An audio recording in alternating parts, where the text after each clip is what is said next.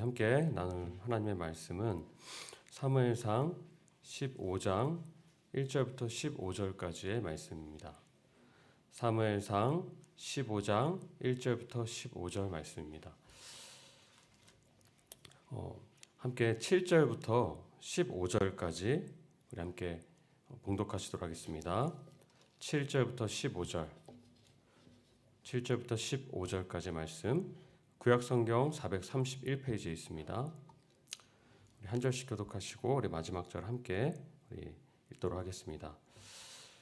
사울이 하윌라에서부터 애굽 앞 술에 이르기까지 아말렉 사람을 치고 아말렉 사람의 왕 아각을 사로잡고 칼날로 그의 모든 백성을 진멸하였으되 사울과 백성이 아각과 그의 양과 소의 가장 좋은 것 또는 기름진 것과 어린 양의 모든 좋은 것을 남기고 진멸하기를 즐겨하지 아니하고 가치 없고 하찮은 것은 진멸하니라.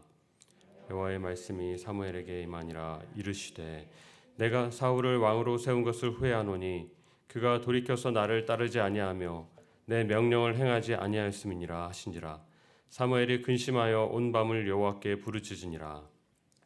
사무엘이 사울을 만나려고 아침에 일찍 일어났더니 어떤 사람이 사무엘에게 말하여 이르되 사울이 갈멜에 이르러 자기를 위하여 기념비를 세우고 발길을 돌려 길갈로 내려갔다 하는지라.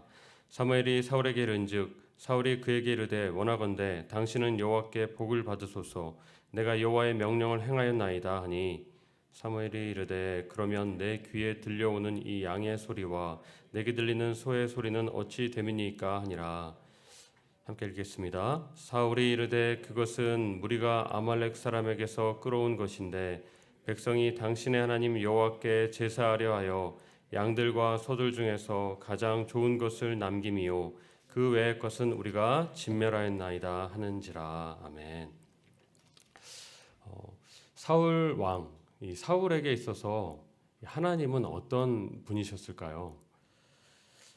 우리는 보통 문제가 있을 때 우리가 누구를 찾고 그리고 누구에게 나아가서 엎드리느냐, 우리 그것을 통해서 우리는 그 사람의 믿음과 신앙이 어디 있는지를 우리가 알게 됩니다. 그런데 사울의 모습을 보면요, 사울은 이 하나님과의 관계 안에 있던 사람이 아니었음을 우리가 잘 알 수 있는 것이죠. 하나님과의 그 맺어진 친밀함, 관계 속에서 이 하나님께 나아가서 주님을 의지하고 찾고 엎드려서 부르짖기보다 구하기보다 그렇지 않은 그런 사울의 모습이었음을 우리가 잘 알 수가 있는 것입니다. 사울은 문제를 만날 때마다 그리고 문제 속에서 항상 이 하나님께 직접 나아가서 하나님을 붙잡지 않았습니다.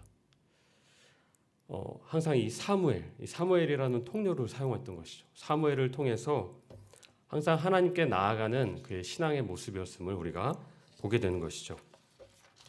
한 가지 예로 이 사울이 죽음 직전에 치른 이 길보아의 치열한 전투가 있었습니다.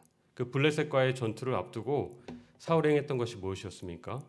사울은요, 두려워서 하나님 앞에 나아가서 엎드려서 하나님을 돌이켜서 붙들지 않았습니다. 이 신접한 한 여인을 찾아가서요, 죽은 사무엘을 다시 불러내 주도록 요청했던 그의 모습을 우리가 잘 알 수 있는 것이죠. 그것을 통해서 문제를 해결하도록 했던 그의 마음을 볼 수 있는 것입니다. 그에게 있어서 하나님과의 이 사울의 관계가 어떠했는지를 우리가 잘 볼 수 있는 그런 단면인 것이죠. 바로 사울은요, 자신과의 그 친밀함의 관계 가운데 맺어진 나의 하나님을 바라보고 알던 사람이 아니라 바로 다른 이의 하나님, 바로 사무엘의 하나님을 바라보는 그의 신앙의 모습이었음을 우리가 잘 알 수 있는 것입니다. 오늘 마지막 우리가 함께 읽은 15절 말씀입니다. 하나님의 뜻에 순종하지 않았음을 책망하는 사무엘에게 사울은요, 당신의 하나님 여호와께라고 그렇게 말합니다. 오늘 본문의 말씀에도 이런 그에 관한 한 사건이 오늘 장면이 나오고 있습니다. 오늘 본문에 함께 우리가 시작한 15장 1절 첫 번째 말씀에서는요, 하나님께서는 사무엘을 통해서 사울에게 한 번 더 기회의 말씀을 전달하십니다. 앞선 이 13장에 보면요, 사울은 불순종으로 인해서 이미 사무엘을 통해서 하나님의 심판의 메시지를 들었습니다. 그럼에도 불구하고 주님은요, 사무엘을 통해서 사울에게 한 번 더 찾아가셔서 오늘 이렇게 말씀하신 것이죠. 1절입니다. 여호와께서 나를 보내어 왕에게 기름을 부어 이스라엘의 왕으로 삼으셨은즉 이제 당신은 여호와의 말씀을 들으소서. 나를 보내어 당신을 왕으로 세우셨은즉 이라고 얘기한 이유가 무엇입니까? 강조한 거예요. 당신을 왕으로 세운 것은 당신 자신이 아닙니다. 나를 통해서 자격이 없던 당신을 하나님께서 왕으로 세우셨습니다. 당신은 그것을 기억하십시오. 반드시 기억함으로 이번에는 하나님의 말씀에 당신이 순종해야 할 것입니다. 라고 그렇게 강조해서 얘기한 것이죠. 이것은요, 하나님께서 주신 이 말씀이었고요. 또한 사울을 통해서 주신 또 한 번의 기호였던 것입니다. 이어서 사무엘은 그 명령이 어떤 것인지 전합니다. 출애굽 당시에 이스라엘을 괴롭게 했던 아말렉에 대한 심판을 명하는 것입니다. 그러면서 가축부터 사람들의 대소를 막론하고 이 아말렉에 속한 것은 어떤 것도 남겨두지 말고 모두 다 진멸할 것을 하나님께서 명하신 것이죠. 그리고 이제 사울은 말씀대로 이스라엘에서 20만 명의 보병을 소집하고요. 또 유다에서 10,000명의 군사를 총 21만 명의 군사를 소집합니다. 많은 숫자인 것이죠. 사울의 왕권이 좀 강해졌다는 것을 우리가 볼 수 있는 그런 숫자입니다. 그리고 사울은 이제 출애굽 때 이스라엘에게 선대했던 겐 족속을 향해서 아말렉 무리로부터 떠나십시오라고 그렇게 전하는 것이죠. 여기까지의 모습을 보면 어떻습니까? 사울은요 이제 여호와의 말씀에 순종하는 것처럼 보여집니다. 그러나 계속된 말씀을 우리가 살펴보면요, 더 이상 그의 중심에 하나님에 대한 그런 마음이 없었음을 우리가 보게 되는 것이죠. 9절에 보면 이렇게 말씀하고 있습니다. 아말렉과의 전쟁에서 승리를 거둔 사울은요, 이제 아말렉의 왕 아각과 그리고 그의 양과 그리고 소와 어린 양 중에서 가장 좋고 기름진 것을 남겨놓고요, 또 그 외에 모든 좋은 것들을 자신을 위해서 남겨놓았다. 그리고 가장 가치 없고 하찮은 것들을 진멸하였다라고 말씀합니다. 무슨 의미입니까? 하나님께는요 가장 가치 없는 것을 드리고요, 자신을 위해서는 가장 좋은 것을 남겼다라는 것과도 같은 말씀인 것이죠. 그리고 이 전쟁의 승리에 대한 공을요 하나님께 올려드린 것이 아니라 자신에게 돌이키며 자신의 기념비를 세우기까지 하는 것입니다. 하나님 없이 그 중심에 하나님을 모시지 않고 살아가는 그 사울의 우리가 모습을 보게 되는 것입니다. 만약 그에게 하나님에 대한 인식, 하나님에 대한 두려움이 있었다면요, 사무엘이 오늘 사울을 향해서 찾아가서 전했던 그 말씀을 그가 떠올렸을 거예요.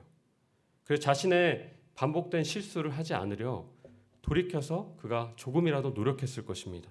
그런데 오늘 말씀을 살펴보면 잠시의 조금의 고민도 없이 자신의 뜻과 유익만을 위해서 그렇게 행동하는 것이죠. 11절 말씀에 이 일로 인해서 하나님께서는 사무엘에게 내가 사울을 왕으로 세운 것을 후회한다 라면서 그의 마음을 전해주십니다. 사무엘이 사울을 찾아가서 전한 것은요 하나님의 마음이었습니다. 다시 기회를 줄 때에는 이번에는 반드시 주의 뜻에 순종해서 하나님 앞에 돌이켜 나오기를 원하는 하나님의 마음이셨던 거예요.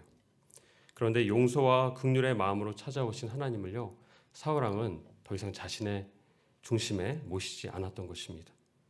왜냐하면 사울에게 있어서 하나님이란 자신의 하나님이 아니고요, 나의 하나님의 고백이 아니라 바로 다른 이 하나님, 15절에 고백하듯이 사무엘의 하나님의 그런 고백이 있었기 때문인 것이죠.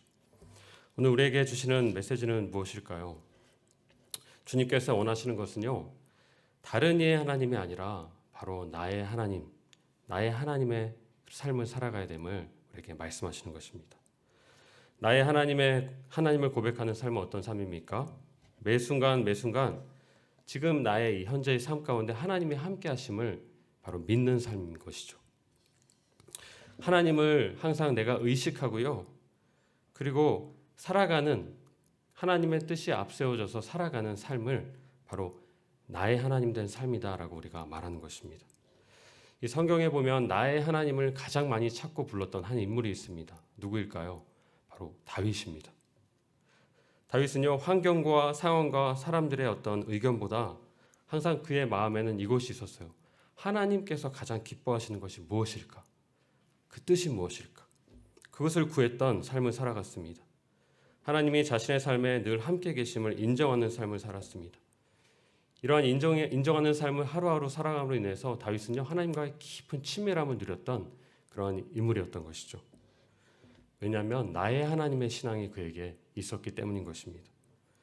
그래서 다윗에게 이 사울이라는 큰 어려움을 해결할 눈앞에 사울을 두고도 죽일 수 있는 이 두 번의 기회가 있었잖아요. 그럼에도 불구하고 자신들과 주변의 사람들의 의견과 뜻이 아니라 그 순간 그 문제 앞에서 하나님의 뜻이 무엇입니까를 묻고 맡겨드렸던 그런 다윗의 모습이 있었던 것이죠. 나의 하나님을 고백하는 자들은요, 이 어려움 속에서 나의 문제 속에서 주님의 뜻을 먼저 구하는 그러한 사람들임을 말합니다.